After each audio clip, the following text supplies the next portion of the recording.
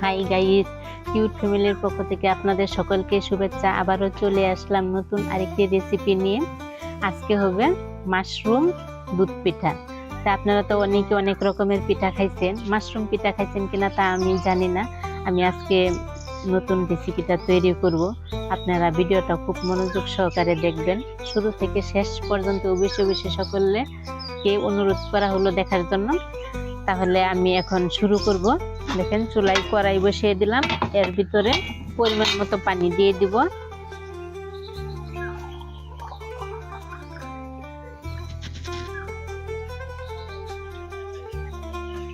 পরিমাণ মতো পানি দিয়ে দিচ্ছি, এখন জালটা ধরিয়ে দিব। পানি দিয়ে দিলাম, এখন ঢাকনা দিয়ে ঢেকে দিব পানিটা সিদ্ধ হওয়ার জন্য।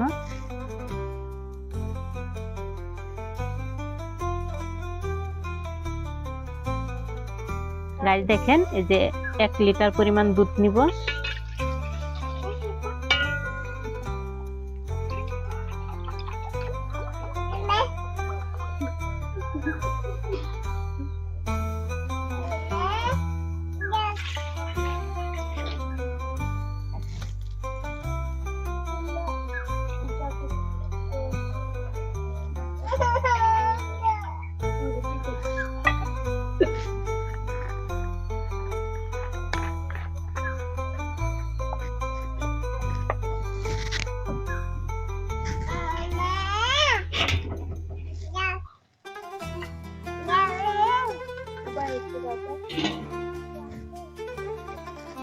গাইস দেখেন, পানির বলক চলে আসছে।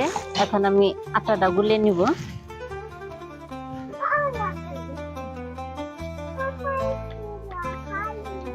এক চামচ লবণ দিয়ে দিলাম।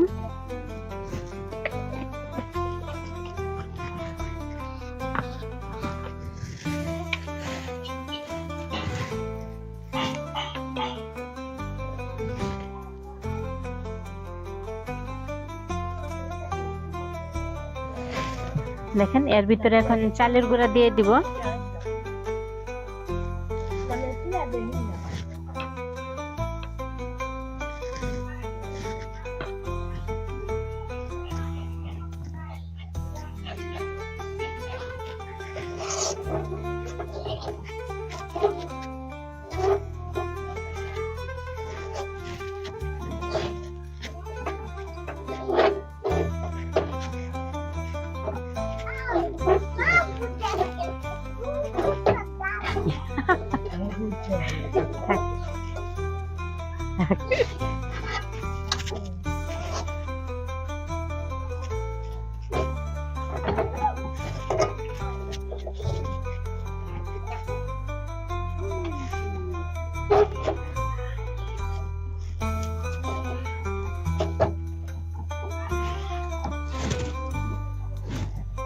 গাইস দেখেন, এই যে আটাটা হয়ে গেছে, নামিয়ে নিলাম। এখন ঠান্ডা করার জন্য রেখে দিলাম। গাইস এদিকটা চুলায় দুধটা বসিয়ে দিব। হ্যাঁ, মিডিয়াম আঁচে রেখে দিব। আস্তে আস্তে দুধটা জাল হতে থাকবে। এদিক দিয়ে আমি আটাটা হাত দিয়ে চেটকিয়ে নিব।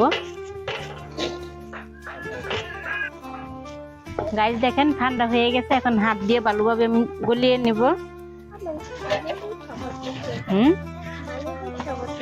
হ্যাঁ, মানে ইচ্ছা করবে। হ্যাঁ, গাইস হাতে একটু একটু পানি লাগিয়ে আমি ভালোভাবে চেটকিয়ে নিব। কি মা? হ্যাঁ, এগুলা বানাবো।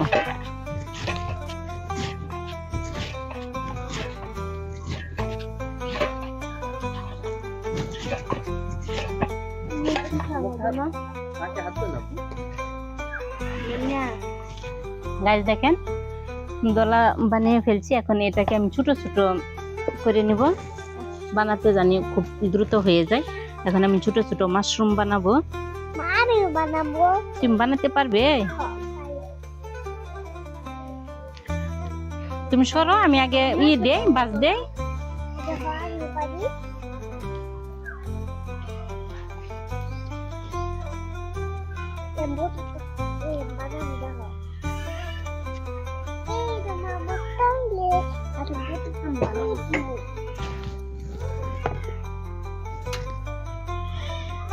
জানি রে দিলাম। তুমি বানাতে পারবে না?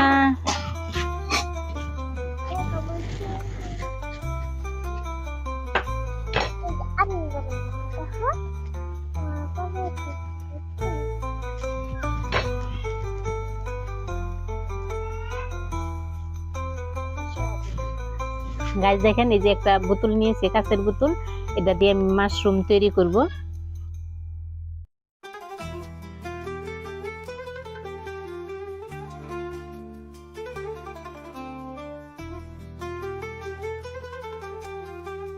গাইস দেখেন, এই যে কি সুন্দর মাশরুম হয়ে গেছে।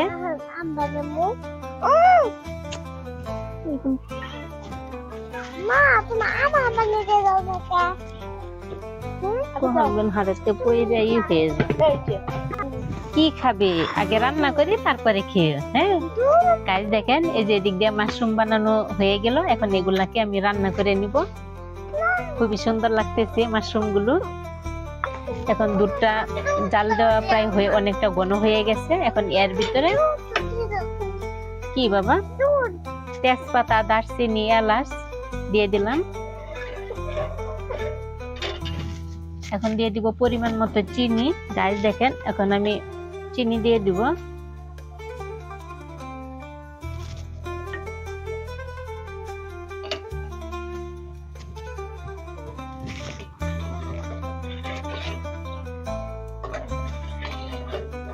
গাইস দেখেন, দুধের বলক চলে আসছে। এখন আমি এর ভিতরে পিঠাগুলো দিয়ে দিব।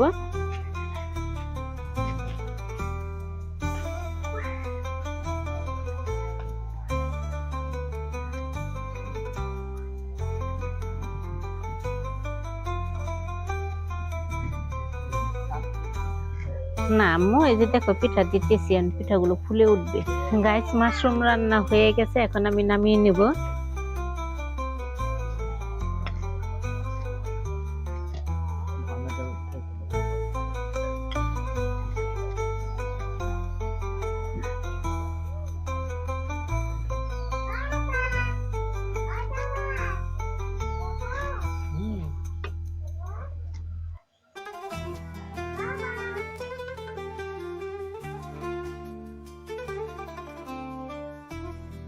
গাইস ভিডিওটা আপনাদের সকলের কাছে যদি ভালো লেগে থাকে, বেশি বেশি লাইক দিবেন, শেয়ার করে দিবেন, আর অবশ্যই অবশ্যই কমেন্টে সকলে জানাবেন এই মাশরুম পিঠা রেসিপিটা আপনাদের সকলের কাছে কেমন হয়েছে। সবাই ভালো থাকবেন, ধন্যবাদ।